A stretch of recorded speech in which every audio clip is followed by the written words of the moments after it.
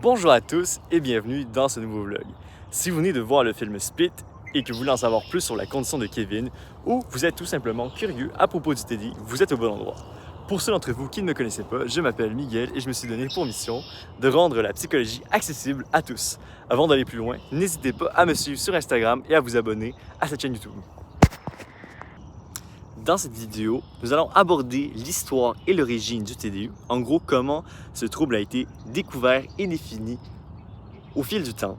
Nous allons parler des causes et des facteurs de risque, ce qui peut mener une personne à développer ce trouble. Ensuite, nous allons parler de son diagnostic et des traitements possibles. Et pour finir, nous allons parler d'un cas d'étude réel pour un peu mettre en perspective qu'est-ce qu'une personne peut vivre au quotidien quand il a du TDI.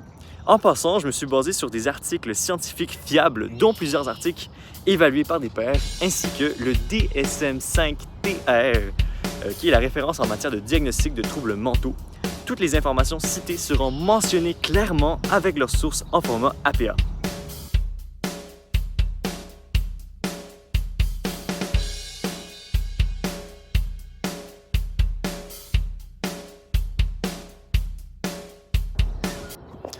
Histoire et origine du TDI. Le trouble dissociatif de l'identité, ou TDI, est un trouble mental complexe qui a longtemps été mal compris. Il était autrefois connu sous le nom de trouble de la personnalité multiple, mais ce terme a été abandonné dans les années 90 lorsqu'on a mieux compris la nature du trouble.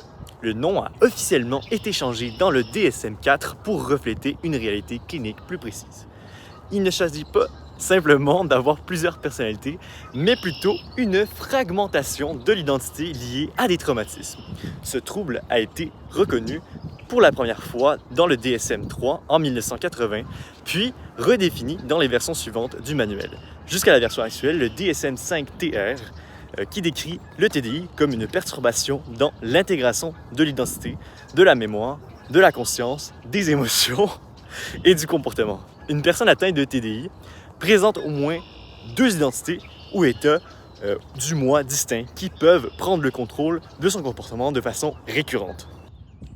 Le TDI est souvent associé à un passé de traumatisme grave durant l'enfance, en particulier des abus physiques et émotionnels. C'est un mécanisme de survie qui permet à l'enfant de se protéger mentalement d'une douleur insupportable. Ce processus s'appelle la dissociation.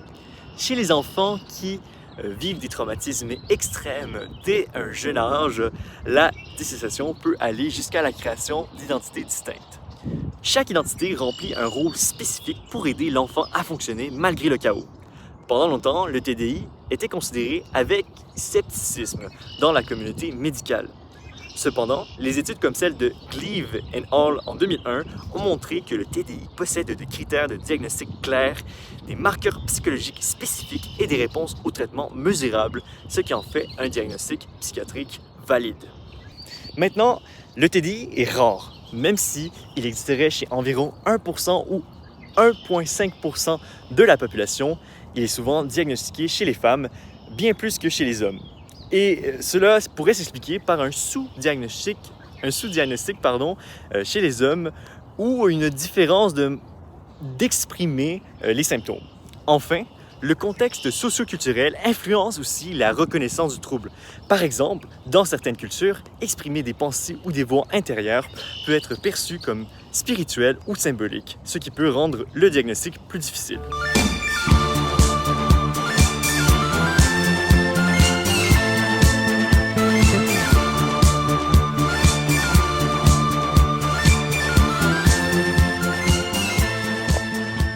Le trouble dissociatif de l'identité est principalement causé par des traumatismes vécus durant l'enfance, souvent avant l'âge de 6 ou 7 ans. Il s'agit généralement d'événements répétés, imprévisibles et intenses que l'enfant n'est pas en mesure de comprendre ni d'intégrer face à une douleur psychologique extrême. Le cerveau réagit tout simplement en se dissociant. Selon Brian et Jordan en 2009, les abus sexuels, physiques ou émotionnels ainsi que la négligence affective figure parmi les facteurs les plus puissants liés à l'apparition du TDI. Notez aussi que la présence de troubles psychiatriques chez les parents comme la dépression, la toxicomanie ou le fait que l'enfant ait été endeuillé très jeune sont aussi des facteurs qui peuvent mener au TDI.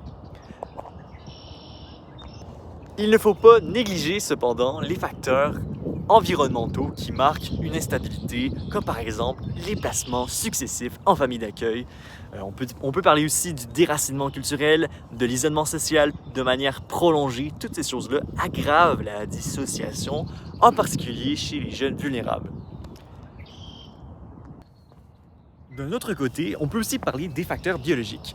Une étude a montré que les troubles du sommeil, notamment le sommeil fragmenté, les cauchemars chroniques, peuvent amplifier le symptôme de dissociation. Un sommeil perturbé affecte la mémoire, la régulation émotionnelle et les mécanismes de perception de soi, contribuant ainsi à l'intensité du trouble. Enfin, certains chercheurs évoquent des facteurs neurologiques et génétiques comme une sensibilité accrue au stress ou une prédisposition à l'anxiété. Toutefois, ces facteurs ne sont jamais suffisants à eux seuls. C'est l'interaction entre la vulnérabilité de l'individu et un environnement traumatique qui semble déterminer ce trouble. Heureusement, comme dirait l'autre, il existe aussi des facteurs de protection comme la présence d'abord d'un adulte bienveillant, un cadre sécurisant, un soutien thérapeutique précoce ou l'apprentissage, par exemple, de techniques de régulation émotionnelle. Ces éléments peuvent réduire la sévérité ou même empêcher le développement d'identités distinctes. En somme, le TDI ne se développe jamais par hasard. Il est le résultat de combinaisons complexes de traumatismes précoces, d'un environnement familial affectif grave et parfois de facteurs biologiques. Comprendre ces causes est essentiel pour intervenir efficacement et pour prévenir les effets à long terme.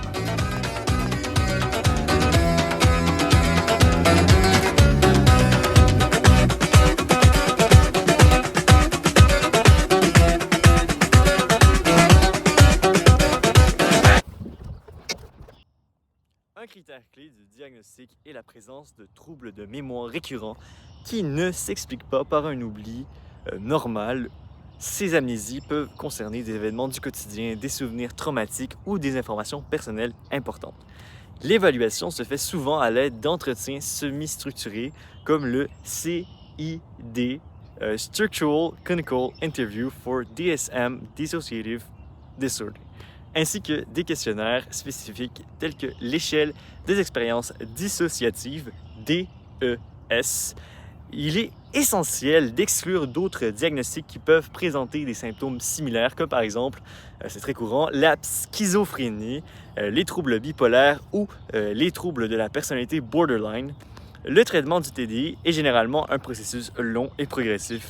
On peut aussi le qualifier, le traitement de multidimensionnel dans la mesure où il se fait plus souvent dans le cadre d'une psychothérapie spécialisée basée sur une approche dite face-based en 3 grandes étapes. La première étape étant la stabilisation, où il s'agit d'établir un sentiment de sécurité, de réduire les comportements autodestructeurs et d'apprendre des stratégies de régulation émotionnelle aux patients. La deuxième phase serait un traitement du traumatisme. Cette phase implique le traitement en profondeur des souvenirs traumatiques refoulés. Les approches comme la thérapie cognitive du traitement du traumatisme, CPT, ou le EMDR, la désensibilisation et retraitement par les mouvements oculaires sont souvent utilisés pour aider à réintégrer les souvenirs fragmentés. Et pour finir, la troisième étape est ce qu'on appelle l'intégration et c'est souvent pour encourager la coopération entre les identités ou, si possible, leur fusion en une identité fusionnée. Ce processus se fait progressivement en travaillant sur l'identité personnelle, la continuité de soi et les fonctions sociales du patient.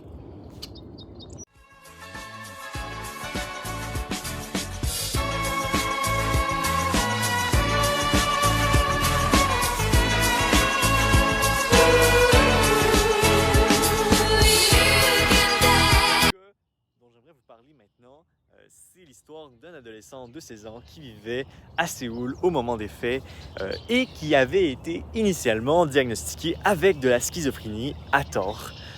Il avait été d'abord hospitalisé après des épisodes de désorientation et des propos incohérents dans un hôpital de Séoul, mais après avoir été examiné par des professionnels de la santé mentale, on a conclu qu'il avait un TDI. Ce cas est assez particulier parce que le jeune homme en question avait quand même développé 9 personnalités distinctes. Ces identités avaient leurs propres caractéristiques psychologiques, comportementales, émotionnelles et chaque identité était différente l'une de l'autre. Certaines d'entre elles étaient très agressives. L'autre était en fait une petite fille effrayée. Un autre encore jouait le rôle d'un protecteur rationnel. Fait important, certaines identités ignoraient l'existence des autres et le patient ne se souvenait pas toujours des événements vécus lorsque d'autres identités prenaient le contrôle de son corps. Ici, la dissociation était si marquée que les transitions entre les entités étaient souvent observées par les cliniciens. Des changements de ton de voix, des postures de vocabulaire et même des préférences alimentaires, musicales. C'était assez particulier. En fait, il y avait des épisodes d'amnésie dissociative, ainsi que des troubles de mémoire importants. Et donc, je conclus ce vlog avec une vue magnifique du canal de la Chine. Merci d'avoir regardé cette vidéo. N'hésitez pas à vous abonner et à liker. Au revoir.